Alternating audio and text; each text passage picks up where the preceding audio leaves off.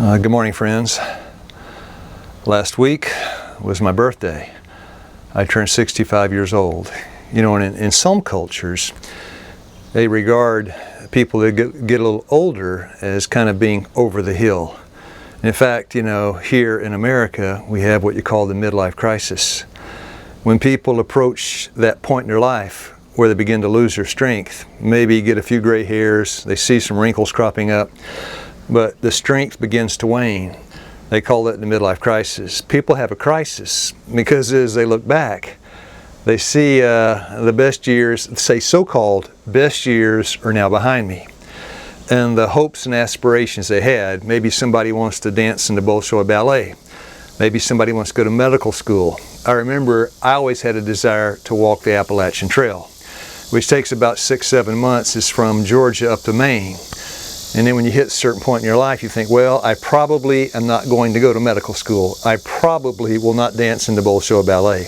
There are things that I just won't do. And as reality hits, some call that a midlife crisis. Now, for me, I say the best years are the last years. That's a biblical teaching. So this morning, the lesson from the Bible is Deuteronomy 33 verse 25. Deuteronomy 33:25. As thy days, so shall thy strength be.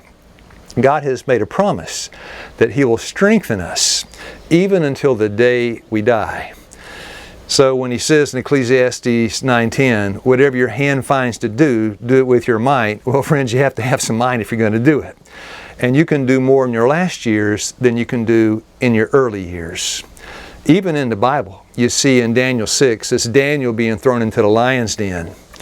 Daniel, at that point, was an old man, but God was using him mightily. Peter says, Acts 10:34, that God is no respecter of persons. Old, young, man, woman, He doesn't care.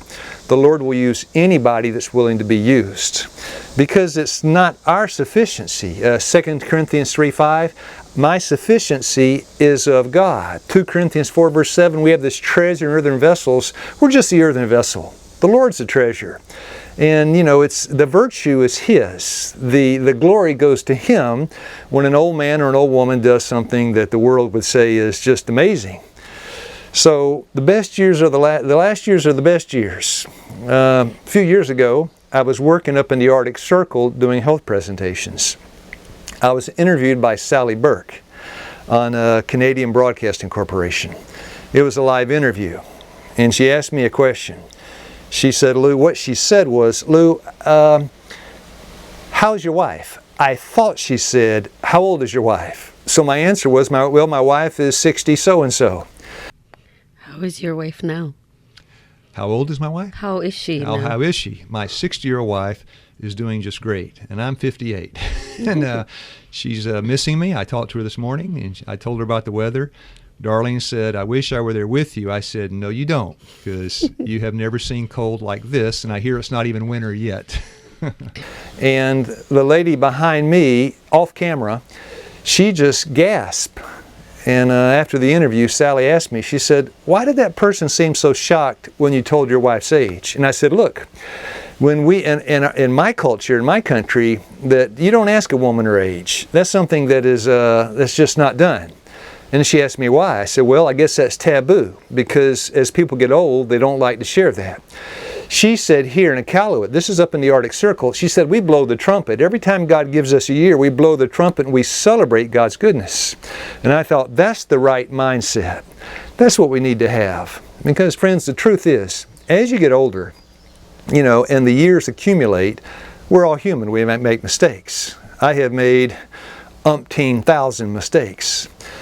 If, by God's grace, you learn from those mistakes, then as you get older, you ought to gain some spiritual maturity and to be, 2 Peter 3:18, to be growing in grace.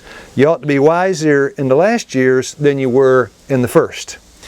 And so, but now the danger is that you lose your teachable spirit. Matthew 18:3, Jesus said, unless you become as a child, right? Children are teachable. They're humble. There's no guile in children. Now, we ought to be able to retain that as we get older. So, God help us to have that teachable spirit. learn from our mistakes, still be willing to be taught of God. John 6:45, they shall be taught of God. And be willing to give up our errors as the Lord brings them to our attention. Now, well, people will say, look, when you get older, your health often fails you. My friends, our health fails us because a lot of the habits we have as younger people finally take their toll in old age. You always, Galatians 6:7, reap what you sow. And if you're doing things that are self-destructive, you might survive it until you hit 40, 50, 60, but at that point, you pay the price. So God has given us a health program. And if we follow God's program to maintain the body temple, and it's an obligation, it's a religious duty and an obligation to God to take care of our bodies. If we follow that plan, we avoid what the world today, they call it the disability, disease, and death curve. That means when you hit 35 years old, 40 years old, you're on a medication. And as the years pass by, the medications begin to multiply. You get a little pill box. And then until finally, after you're taking some mountain of medications, your health dwindles and maybe you go into a wheelchair and the last years of your life are spent in a debilitated disease condition. God's plan is not that plan. God's plan is that He sustains our health. As we follow the plan, He sustains our health, and then we work for Him, and then maybe at 75, 80, 85 years old, we just drop dead in the garden.